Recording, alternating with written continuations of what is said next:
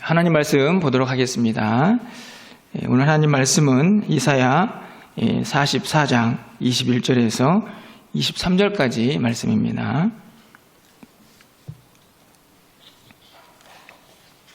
구약성경 1022쪽에 있습니다.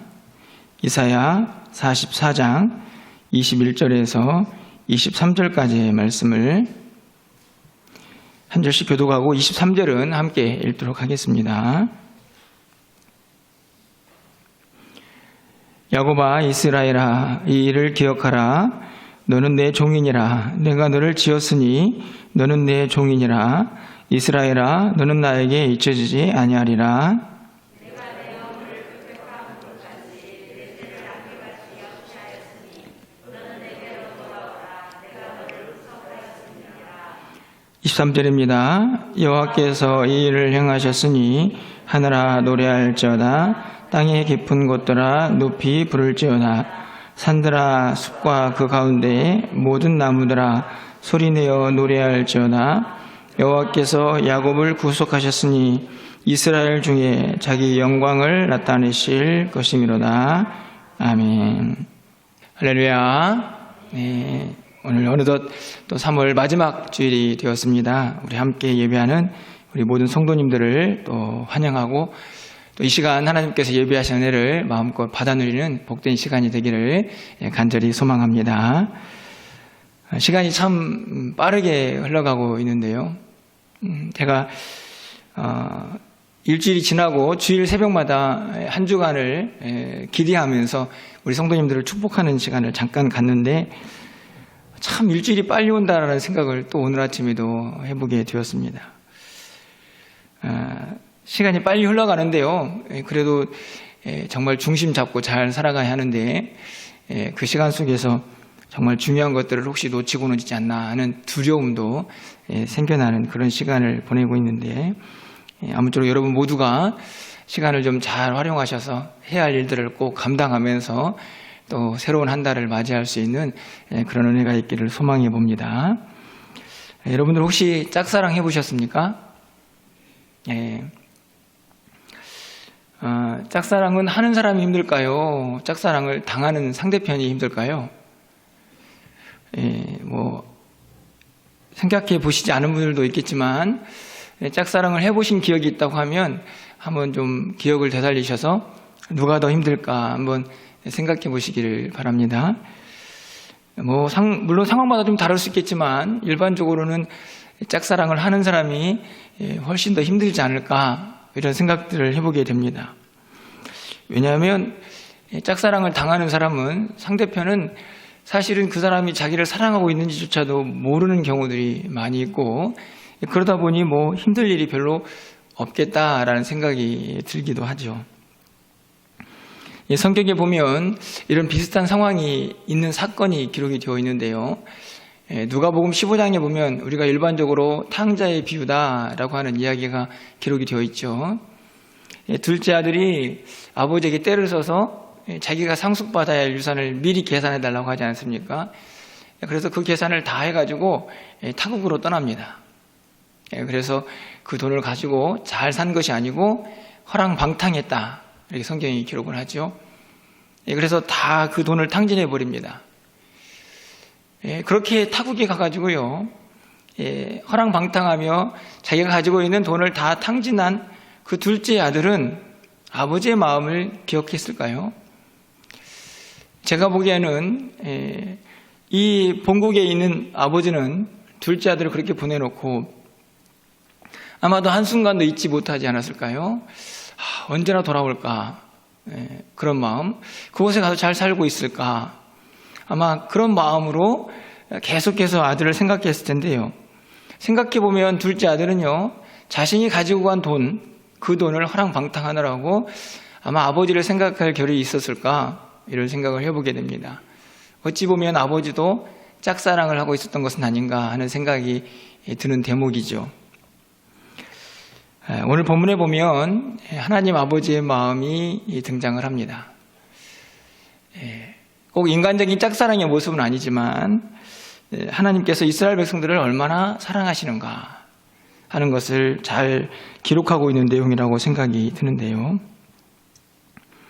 오늘 본문에 있는 말씀을 보면요, 하나님께서 선지자를 통해서 하나님의 말씀을 직접 전달을 하시는데, 오늘 22절 중반쯤에 가서 보시면 그 말씀은 아주 짧게 강렬하게 전달이 됩니다. 다른 것이 아니고 내게로 돌아오라는 말씀이죠.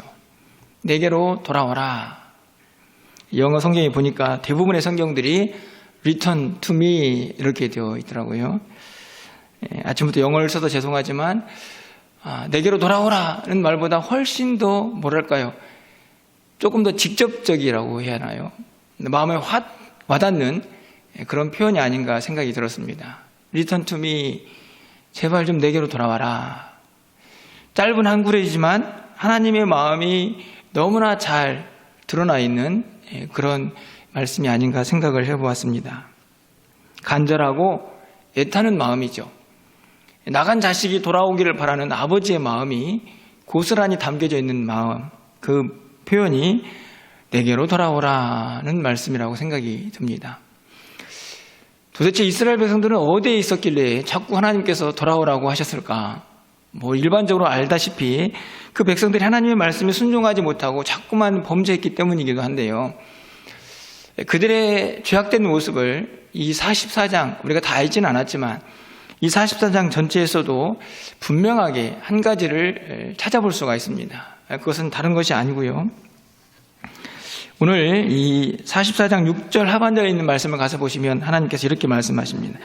나는 처음이요 나는 마지막이라, 나 외에 다른 신이 없느니라. 갑자기 왜 다른 신에 대한 이야기를 하셨을까? 우리가 쉽게 짐작을 할 수가 있습니다. 이스라엘 백성들이 자꾸만 엉뚱한 신을 바라봤기 때문이죠. 10절 말씀을 가서 보시면요, 신상을 만들며 무익한 우상을 부어 만든 자가 누구냐. 자꾸 우상을 만드는 거죠. 그런데 이 10절 말씀은 우상을 만드는 제조업자를 이야기하는 것이 아니고 바로 이스라엘 백성들의 영적인 상태를 그대로 드러내는 말씀입니다. 그래서 17절에 이렇게 기록을 하고 있는 것이죠. 그 나머지로 신상 곧 자기 우상을 만들고 그 앞에 엎드려 경배하며 그것에게 기도하여 이르기를 너는 나의 신이니 나를 구원하라. 이게 이스라엘 백성들의 모습이었습니다. 단순히 어떤 모양을 만들어 놓는 것으로 끝나는 것이 아니고 그 앞에 엎드려 경배하며 당신은 나의 신이니 나를 건져 주십시오. 이게 이스라엘 백성들의 모습이었던 것이죠. 그렇게 자꾸만 엉뚱한 상대방을 향하여 시선을 돌리고 있는 이스라엘 백성들에게 하나님께서 말씀하시는 것입니다. 내게로 돌아와라. 한눈 팔지 말고 제발 좀 내게로 돌아와라. 이렇게 말씀을 하고 있는 것이죠. 우리의 모습은 어떠한지를 좀 돌아보게 됩니다. 우리의 영적인 상태.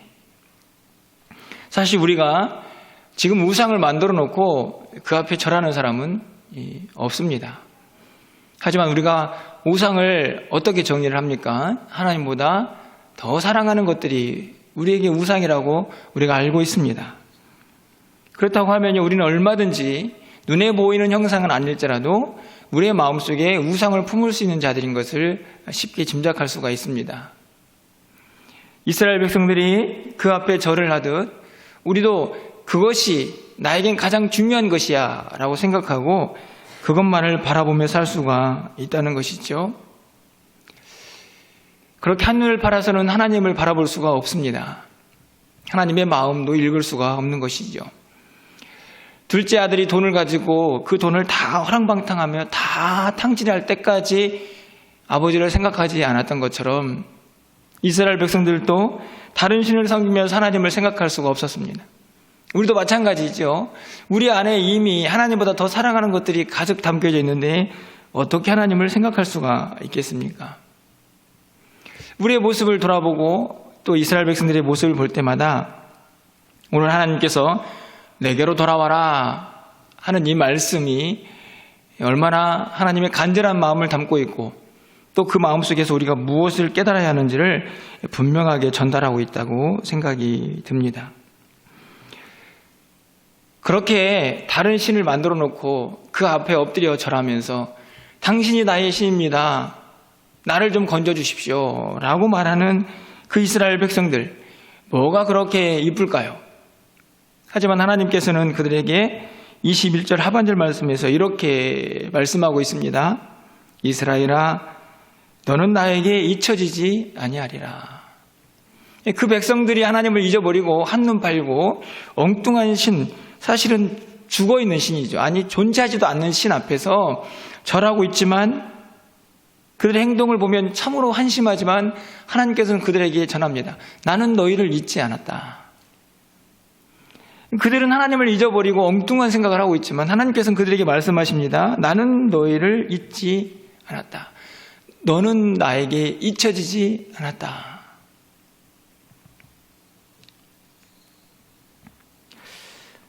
여러분, 하나님께서 이 이사야 선지자를 통해서 똑같은 마음을 한 번 더 전하는 내용이 기록이 되어 있죠. 49장 15절에 있는 말씀을 가서 보시면 우리가 잘 아는 말씀입니다. 여인이 어찌 그 전 먹는 자식을 잊겠으며 자기 태에서 난 아들을 긍휼히 여기지 않겠느냐. 그들은 혹시 잊을지라도 나는 너를 잊지 아니할 것이라. 동일한 말씀입니다. 좀 더 구체적인 예가 드러나 있죠. 어머니가 아이를 낳았습니다. 젖을 먹이는데 그 아이를 어떻게 잊어버릴 수 있습니까? 그렇죠. 우리 교회도 이제 아이가 태어나서 지금 막 이제 자라는 아이들이 많이 있는데 그 아이들을 어떻게 부모가 잊어버릴 수가 있겠습니까? 도저히 있을 수 없는 일이죠. 그런데 그 일이 설령 인간 세상에서 벌어진다 할지라도 있을 수 없는 일이지만 그 일이 정말 벌어진다고 할지라도 나는 나만큼은 절대로 너희들을 잊어버리지 않겠다.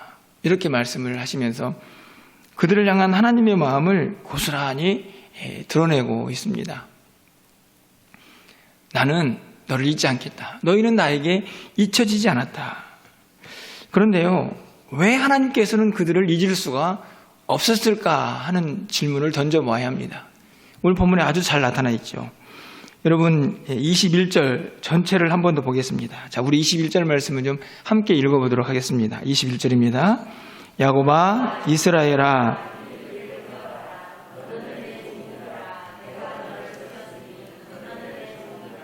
이스라엘아, 너는 나에게 잊혀지지 아니하리라. 왜 그렇게 이스라엘 백성들은 엉뚱한 짓을 하고 있는데 하나님은 그들을 잊지 않았을까 하는 이유가 바로 상반절에 잘 드러나 있죠. 너는 내 종이다. 여기서 말하는 종은 종처럼 부리겠다는 의미가 아니고 그들이 하나님의 소유라는 의미를 강조하는 단어입니다. 바로 뒤에 나오죠. 내가 너를 지었다. 창조했다는 말이고 이사야서에는 낳았다라는 말도 거침없이 사용합니다. 하나님께서 이스라엘 백성들을 어떻게 생각하시는 것입니까? 하나님이 만든 사람들, 지명하에 택한 사람들, 하물며 하나님이 낳은 백성들, 자녀들이라고 분명하게 그들을 향하여 말씀을 하시죠. 이사야 44장 2절 상반절에서 동일한 말씀이 기록되어 있습니다. 너를 만들고 너를 모태에서부터 지어낸 너를 도와줄 여호와. 만들고 그리고 너를 모태에서 지어낸 하나님이 낳으셨다라는 말씀을 기록하고 있는 것이죠. 그래서 43장 1절 상반절에서 이렇게 말씀을 하는 것입니다. 야곱아, 너를 창조하신 여호와께서 지금 말씀하시느니라. 이스라엘아, 너를 지으신 이가 말씀하시느니라. 여러분, 이 말씀에서 볼 수 있듯이요, 야곱아, 이스라엘아, 21절에 야곱아, 이스라엘아, 43장 1절 말씀은 그 야곱은 어떤 야곱인가, 이스라엘은 어떤 이스라엘인가를 정확히 설명하죠. 야곱은요, 하나님이 창조하신 자들입니다. 이스라엘은요, 하나님이 지으신 자들이죠.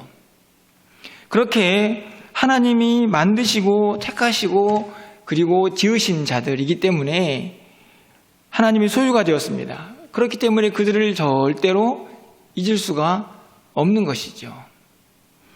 하나님께서 그 백성을 잊을 수 없는 또 다른 이유가 하나 있습니다. 바로 그것은 구속이라는 단어에서 찾아볼 수가 있습니다. 22절 말씀을 가서 보시면요, 내가 내 허물을 빽빽한 구름같이 내 죄를 안개같이 없이 하였으니 너는 내게로 돌아오라. 내가 너를 구속하였음이니라. 하나님께서는 미리 말씀하시죠. 이스라엘 백성들이 죄를 많이 지었기 때문에 하나님에 돌아오기 전에 내가 이렇게 큰 죄를 짓고 어떻게 하나님 앞에 갈 수 있어 하는 두려움이 있을까 봐 하나님께서 미리 말씀을 하시는 것입니다. 네 허물을 구름같이 안개같이 사하여 줬다. 여러분, 종종 안개주의보가 내려집니다. 제가 이전에 사역했던 곳에 김포공항이 있었는데요. 거기는 비행기가 늘 이제 뜨고 또 착륙하는 그런 곳이기 때문에 굉장히 안개에 민감합니다. 안개가 아주 진하게 내려오게 되면 비행기가 뜰 수가 없게 되죠. 안개주의보. 그런데요, 그렇게 안개주의보가 내린 아침이어도 해가 뜨면 안개가 금방 사라져 버립니다. 빽빽한 구름, 짙은 안개 같은 죄가 그들에게 있을지라도 하나님께서 그 모든 것들을 사라지는 안개처럼 구름처럼 만들어 놓겠다라고 말씀하십니다. 그러면서 내가 너를 구속했다 이렇게 말씀하시지요. 하나님이 잊을 수 없는, 그 백성을 잊을 수 없는 이유입니다. 구속이 무엇인가요? 구속은요, 뭔가를 값을 지불하고 산다라는 의미를 가지고 있습니다. 그러니까 이스라엘 백성들을 그냥 하나님의 백성 삼으신 것이 아니고 그 백성들을 지켜내고 그들 하나님의 자녀 삼기 위해서 하나님께서 무엇인가를 지불하셨던 거죠.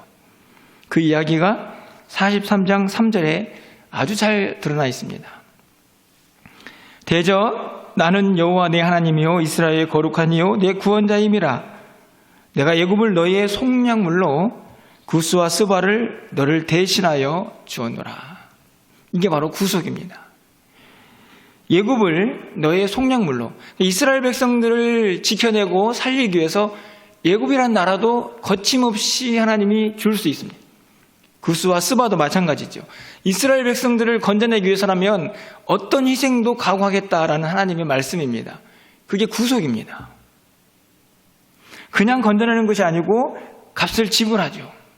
하나님께서 그 백성들을 그렇게 사랑하셨기 때문에 그들을 절대로 잊어버릴 수가 없으셨다는 말씀입니다. 그런데 이제는요, 우리에게 이 말씀을 적용해 보면 하나님이 절대로 우리를 잊을 수 없는 이유가 이스라엘 백성들보다도 더 분명해졌죠. 왜 그렇습니까? 우리도 구속을 받았기 때문입니다. 도대체 어떤 대가를 지불하셨습니까? 우리를 죄에서 건져내시고 구속하시기 위하여 하나님이 어떤 값을 지불하셨나요? 바로 하나님의 아들이신 예수 그리스도를 십자가에 내어주셨죠. 하나님께서 우리 죄를 구속하기 위해서 값을 지불하셨는데 그 값은요, 하나님의 아들이셨습니다. 아니, 하나님 자신이라고도 말씀을 드릴 수 있습니다. 여러분, 고린도후서 5장 21절에 이렇게 말씀을 하고 있습니다. 하나님이 죄를 알지 못하신 이를 우리를 대신하여 죄로 삼으신 것은 우리를 하여금 그 안에서 하나님의 의가 되게 하려 하심이라. 죄를 알지 못하신 분을 우리를 대신해서 죄값으로 지불하셨습니다. 하나님께서 우리를 절대로 잊어버릴 수 없는 이유죠. 우리를 구속하신 그 사건 속에 하나님의 아들이 개입하셨습니다. 이스라엘 백성들은요, 애굽, 구스, 스바 그 정도의 나라였지만 우리는 하나님의 아들을 통하여, 그분의 피를 통하여 구속을 받게 되었습니다. 절대로 잊어버릴 수 없는 것이죠. 그래서 하나님께서 이스라엘 백성들을 향하여 오늘 21절에서 제발 좀 잊어버리지 말고 기억해라 하시는 말씀을 하고 있는지도 모르겠습니다. 그래서 여러분들이 때로는 하나님을 떠날 수도 있고 하나님을 잊어버릴 수도 있지만 분명한 것은 절대로 하나님 여러분을 잊어버리지 않는다는 사실입니다. 우리가 구속의 은혜를 입었기 때문이죠. 가끔가다 신앙생활을 하다 보면 오랫동안 하나님을 떠나 있다가 다시 교회에 나오신 분들을 종종 만나게 되지 않습니까? 그분들을 볼 때마다 항상 이 말씀을 떠올리게 됩니다. 절대로 잊어버리지 않으시는 하나님. 사실은 지금도 마찬가지입니다.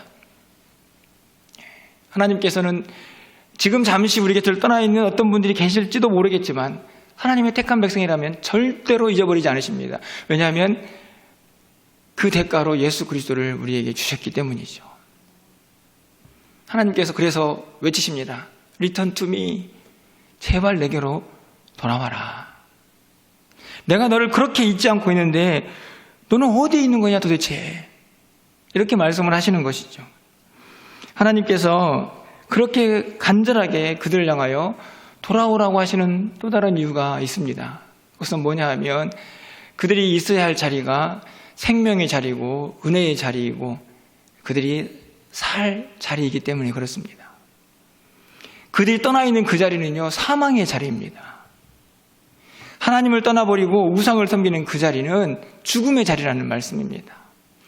하나님 곁에 있어야 합니다. 하나님 안에 있어야만 그곳이 바로 생명의 자리이기 때문에 하나님께서 그들을 다시 돌아오라고 간절한 마음으로 애타게 그들을 부르고 계시는 것이죠.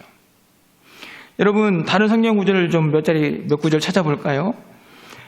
오늘은 하나님께서 직접 내게로 돌아오라 이렇게 말씀을 하시지만 북이스라엘 있던 이스라엘 백성들에게 하나님께서 호세아 선지자를 통하여서 이렇게 말씀하십니다. 호세아 선지자가 이렇게 외치죠. 6장 1절 말씀입니다. 호세아 6장 1절에 오라 우리가 여호와께로 돌아가자. 돌아가자. 이 말씀은 선지자가 하나님의 마음을 읽고 이스라엘 백성들을 향하여 외치는 것입니다. 돌아가자 제발 좀. 오늘 본문은 오히려 하나님께서 직접 내게로 돌아오라 이렇게 말씀하시죠. 차이가 있지만 왜 그렇게 돌아가야 하는지를 호세아 선지자도 분명히 알고 있었습니다. 계속 이어지는 말씀을 볼까요? 여호와께서 우리를 찢으셨으나 도로 낫게 하실 것이요 우리를 치셨으나 싸매어 주실 것이다. 다시 말하면 낫게 하시고 싸매어 주실 분은 하나님밖에 없습니다. 하나님이 우리의 치료자가 되신다는 말씀이죠. 그 하나님께로 돌아가야 합니다. 그래야만 우리가 온전히 회복될 수가 있습니다. 세상 속에서 아무리 세상적인 것들로 채워지려고 하지만 채워질 수 없습니다. 치유될 수 없습니다, 여러분. 그래서 선지자가 외치는 것이죠. 제발 좀 여호와께로 돌아가자. 그분이 우리를 싸매어 주실 것이고 그분이 우리를 낫게 하실 것이다. 바로 상처받은 그 백성들이 살 길이 그 주님에게 있다는 사실을 알아야 한다는 말씀입니다. 누가복음 5장 15장에 있는 탕자의 비유로 다시 한번 돌아가 볼까요? 둘째 아들이 타국에 가가지고 돈을 다 탕진했습니다. 그리고 그가 한 이야기가 뭡니까? 누가복음 15장 17절 말씀이죠. 이에 스스로 돌이켜 이르되 내 아버지에게는 양식이 풍족한 품꾼이 얼마나 많은가. 나는 여기서 주려 죽는구나. 저는 이 탕자의 마음이요, 이 둘째 아들의 마음이 반드시 우리에게도 있어야 합니다. 거기는 죽음의 장소입니다. 아버지께는 양식도 많고 품꾼도 많이 있습니다. 그런데 왜 이곳에서 왜 그렇게 하나님을 떠나서 초라하게 비참하게 살아야 하는 것입니까? 나는 여기서 죽는구나, 굶어 죽는구나. 바로 그 자리가 죽음의 장소입니다. 실제적으로 먹을 것이 없어서 줄였지만 영적으로도 그는 죽어가고 있었던 것이죠. 아버지의 사랑을 떠난 결과입니다. 하지만 그가 아버지께로 돌아왔죠. 아버지가 어떤 반응을 보이던가요? 22절 말씀이죠. 아버지는 종들에게 이르되 제일 좋은 옷을 내어다가 입히고 손에 가락지를 끼우고 발에 신을 신기라. 그의 위치가 완전히 회복됩니다. 타국에서 돼지나 치면서 그곳에서 비참하게 굶주려 죽어갔던 모습이 아니라 다시 아버지의 아들의 모습을 회복하는 것이죠. 치유, 회복, 바로 하나님 안에 있다는 사실을 분명하게 보여주는 이야기가 아닙니까? 예수님께서 말씀을 하고 계십니다.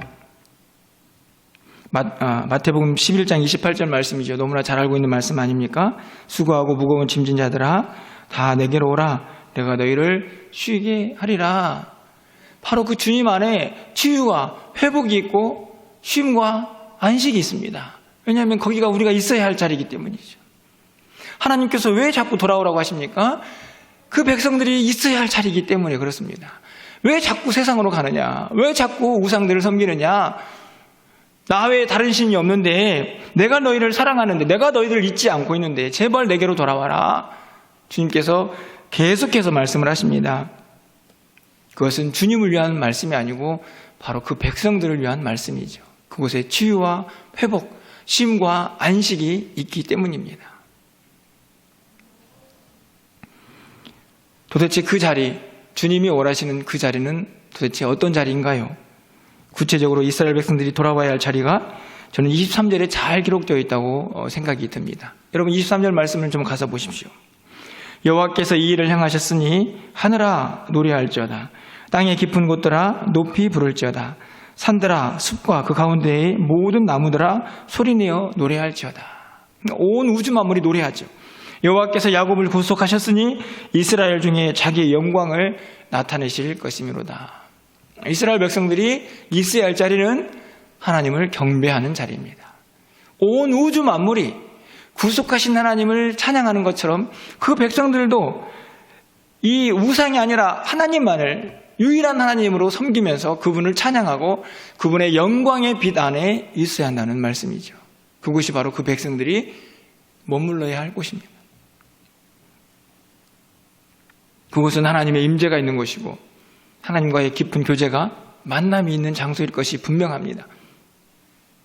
저는 오늘 우리가 드리고 있는 예배의 장소, 하나님을 섬기고 또 하나님 앞에 헌신하는 모든 자리가 바로 우리가 있어야 할 자리라고 확신합니다. 여러분 비록 세상이 있을지라도 그곳에서 하나님을 경배할 수 있어야 하고요. 오늘 이 예배당에 나왔을 때에도 전심을 다해 하나님을 경배할 때에 하나님의 영광이 우리 가운데 임하실 것이고 그 영광의 빛 아래가 바로 우리가 머물러야 할 장소입니다. 세상이 아니고 바로 하나님의 임재를 경험할 그 자리, 그곳에 그 백성들이 머물기를 하나님께서 원하고 계시는 것입니다. 그런데 내게로 돌아오라 하나님 말씀에 아멘하고 그분에게 돌아가기 위해서 반드시 필요한 것이 있습니다. 무엇이 필요할까요? 가장 먼저는 내가 지금 어디에 있는가 하는 내 자리를 확실하게 인식할 수가 있어야 합니다.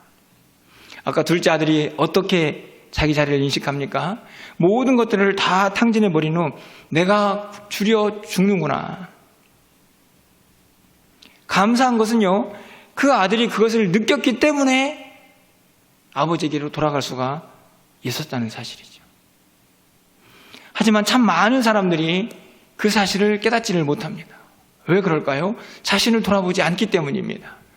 내 영혼이 얼마나 줄여가고 있는지, 내가 얼마나 하나님의 백성이지만 초라해져 가고 있는지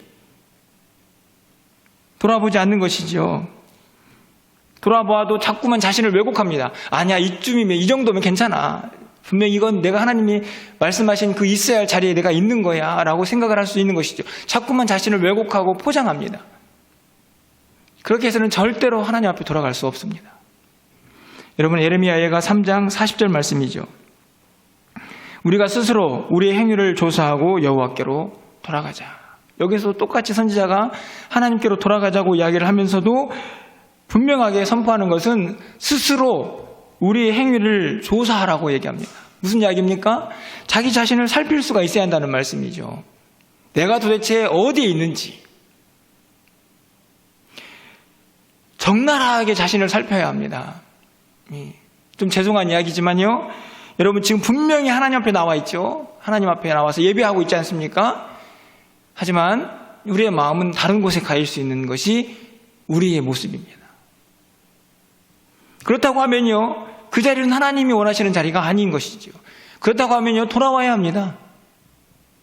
비록 몸은 여기에 와 있지만 우리의 마음이 다른 곳에 가 있다고 하면 하나님의 오늘 이 음성을 들을 수 있어야 하는 것이죠. 내게로 돌아와라.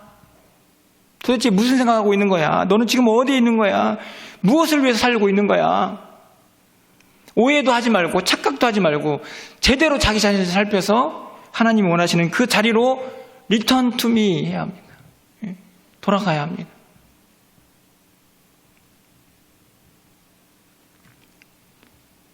저는 여러분에게 늘 자신을 살필 수 있는 겸손과 또 지혜, 그리고 영적인 민감함이 항상 함께하기를 간절히 소망합니다. 저 자신도 마찬가지입니다. 목사이고 말씀을 늘 전하고 설교를 준비하고 사실은 어떻게 보면 말씀과 떠나서 살 수 없는 사람이지만 저 또한 정말 하나님 원하시는 자리에 있는가를 항상 살펴야 할 사람이죠. 우리가 지금 가지고 있는 외형적인 위치가 하나님이 원하시는 자리라고 착각해서는 안 된다는 말씀입니다. 그러기 위해서는 살피고 또 살펴서 자신을 점검할 수 있어야 합니다. 그래야만 다시 하나님께로 돌아갈 수 있는 결단도 할 수가 있게 되기 때문이죠. 또 한 가지는요, 하나님이 얼마나 우리를 사랑하시는지를 절대로 잊어서는 안 됩니다. 그 마음을 꼭 기억하셔야 합니다. 여러분, 로마서 5장 8절 말씀입니다. 우리가 아직 죄인되었을 때에 그리스도께서 우리를 위하여 죽으심으로 하나님께서 우리에 대한 자기의 사랑을 확증하셨느니라. 하나님께서는요, 우리를 얼마나 사랑하시는지 말로만 하지 않으시고 십자가를 통해서 그 사랑을 확인하셨습니다. 여러분, 그 사랑을 기억한다고 하면 우리가 하나님의 마음을 이해할 수가 있겠죠. 하나님께서 우리를 얼마나 애타게 부르짖고 계시는지, 자기로 다시 하나님 앞으로 돌아오기를 얼마나 간절히 부르짖고 계시는지, 그 사랑을 아는 사람은 그 사랑에 반응할 수가 있다는 말씀입니다. 더 이상 나를 사랑하시는 그 사람, 그 하나님의 마음을 아프게 할 수가 없는 것이죠. 그 사랑이 얼마나 큰지 안다면 말씀이죠. 그 사람은 반드시 그 사랑의 품으로 돌아가게 될 것입니다. 그래서 우리는 기억해야 합니다. 하나님께서 우리를 향하여 얼마나 큰 사랑을 이미 베푸셨는지 말입니다. 그래야만 하나님의 그 품 안으로 우리가 있어야 할 그 자리로 돌아갈 수가 있다는 말씀입니다. 말씀을 맺으려고 합니다. 하나님께서는 이스라엘 백성들에게 내게로 돌아와라 말씀하시는 그 음성을 오늘도 수많은 하나님의 사람들에게 동일하게 말씀하십니다. 제발 좀 내게로 돌아와라. 저는 이 말씀이 어찌 보면 하나님의 애타는 마음, 그분의 사랑의 표현이기도 하지만 한편으로는 최후 통첩이라는 사실을 반드시 기억해야 합니다. 무서운 말씀일 수도 있겠지만요, 그 말씀을 함부로 듣고 한쪽 귀로 흘러서는 안 된다는 말씀입니다. 왜 그렇습니까? 이스라엘 백성들이 어떻게 되었나요?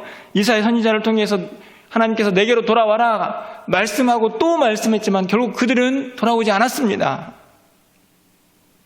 하나님께서는 매를 드셨죠. 바벨론을 통해서 그 백성들을 멸망을 시키셨습니다. 이유는 무엇입니까? 내게로 돌아오라는 하나님의 최후 통첩을, 그 하나님의 그 애타는 마음을 그대로 듣고 반응하지 않았기 때문입니다. 우리는 다시 돌아가야 합니다. 우리가 있어야 할 자리로. 하나님을 섬기고 예배하고 그분만 높여드리는, 세상의 그 어떤 것보다도 하나님만을 더 사랑했던 그 마음의 자리로 돌아가야 합니다. 시인과 촌장이라는 이름으로 활동했던 하덕규 씨가 요즘 목사님이 되셔서 백석대학교에서 가르치고 있다고 이야기를 들었는데요. 그분이 오래전에 풍경이라는 노래를 불렀습니다. 풍경. 세상에 가사가 그렇게 짧은 가사가 노랫말에 있다는 것이 놀라울 정도인데요. 그 풍경의 가사는 딱 두 줄입니다. 세상 풍경 중에서 가장 아름다운 풍경. 모든 것들이 제자리로 돌아가는 풍경. 이게 땡입니다. 이 가사를 계속 반복하는데요. 노래를 들으면서 제가 얼마나 무겁게 메시지가 다가오던지요. 세상에서 가장 아름다운 풍경은요, 모든 것이 제자리에 있는 것이다. 그게 가장 아름다운 풍경이라는 노랫말. 여러분, 그 노랫말처럼요, 하나님께서 우리를 보실 때 가장 아름다운 모습은 우리가 있어야 할 자리에 있는 것입니다. 그것을 위해서 오늘도 우리에게 말씀하시죠. 내게로 돌아와라. 내게로 돌아와서 네가 있어야 할 자리에 있어야 한다는 사실을 주님께서 오늘도 우리에게 말씀하십니다. 하나님의 백성으로, 하나님의 자녀로, 하나님의 택한 자들로, 하나님의 소유된 자들로 우리가 부름을 받았습니다. 여러분, 그 자리에서 하나님을 마음껏 높여드리고 엉뚱한 곳에 한눈 팔지 않으시고 또 이 한 주간을 그 주님의 있어야 할 그 자리에서 우리 모두가 당당히 서서 하나님께 영광을 돌리고 하나님과 함께하는 승리의 자리, 그 자리에 우리 모두가 서 있기를 주님의 이름으로 간절히 축원합니다.